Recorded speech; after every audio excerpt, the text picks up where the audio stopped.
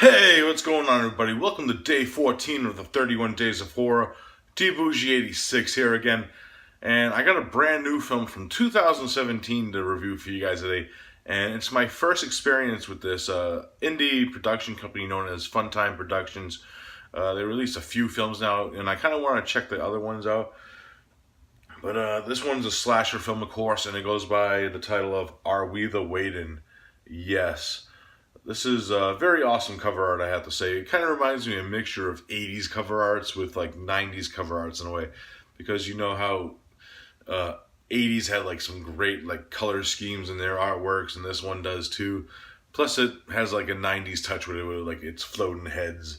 So that's what it kind of reminds me of, a mixture of like 80s and 90s like cover arts, especially for slashers and horror films in general, for that matter. Now, pretty much the main plot is when we're introduced to our main character of Chance, who's a young man who's kind of like he's looking for a job, but he likes to have fun with his friends. He plays video games online with them all the time. Has a girlfriend named Kia, who he's about to propose to, as we see in the beginning of the film. But unbeknownst in this reality of this film, World War III is about to break out, and they actually bring back the draft. Yes, and inside one day he ends up getting his draft papers in the mail, and he gets kind of freaked out. So he goes and tries to get information and try to have plans with his friends, and they plan the scheme to go up to his friend Sean's aunt's house that he's actually uh, his aunt's actually selling the house off, so there's no one gonna be there, and they're gonna plan to try to have Chance and Kia escape to Canada. Well, while this is going on, they end up going to the house and have a party, but they are not alone, and they end up playing like this forum game, and the person who's playing this game with them on the forum is this killer known as Neo, and he's very sadistic, and he has followed our group of friends to this house and has them trapped inside and trying to pick them off one by one. So it ends up turning into like a tale of survival and trying to survive against this killer who knows their every move, it seems, as the plot thickens. So that's pretty much the main plot of this one without going too crazy into it. Now, my thoughts on it. For a very indie, low budget slasher film, this one actually has a great pacing in it because it only runs 74 minutes. So it doesn't overstay its welcome, especially with the subject matter that this film and details about the future that might involve like war and stuff with the situations that are going around in the country today. Without going too political into my review, but that's what it seems like in this film. They don't go too crazy into it, but you know that's like what they're trying to bring up inside this film.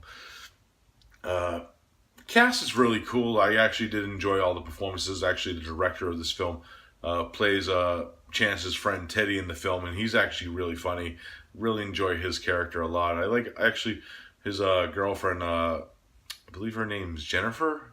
I could be wrong, but she was really cool too. I like their interactions with each other and the way that their characters interacted. As the small amount of time that we do get character development in this film, which we don't really we do get it in like the very beginning where it's very slow off, but once they get to the house, that's when the action starts, and that's when we meet our killer, who's really actually really cool. I do like the design of Neo in the film. He's kind of like a basic killer, but he still has a cool uh, interest and look to him in the way that he interacts with his prey, pretty much.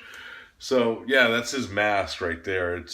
He wears like all black with like a black hoodie, and then he wears like this black mask with like these neon lights that glow in the dark, of course, where you can see like this mouth and his eyelids. So it's a really cool and kind of basic design for a killer, but it's kind of cool at the same time because of like the neons and stuff. It's something that you don't really get to see on a slasher killer, really, neon lights and stuff.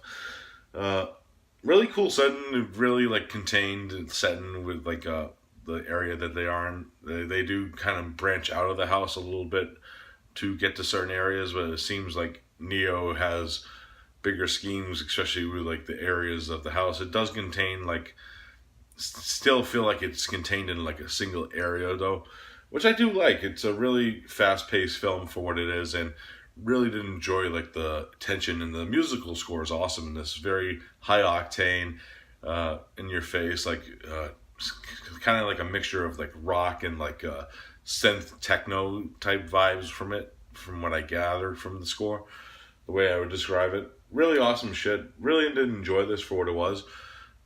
Some great kills in this too. It has some fucking awesome, like mean spirited kills in this. Really awesome stuff. So if I had to rate Are We the Waiting for an indie film that has a lot of charm and heart, it gets a solid 7.5 out of 10 for me. Awesome stuff. I highly recommend this release, guys. I'm going to leave the link below where you could actually pick this up from Funtime Productions. So yeah, I say check it out. So awesome stuff. Alright guys, that's it for day 14. I'll be back tomorrow again with day 15. Sorry for the late upload, by the way. Just had like a busy day today. It was some like family functions and stuff like that. But I'll be back tomorrow or bright and early. So, watching movies all night. So I'll see you then, guys. Peace out.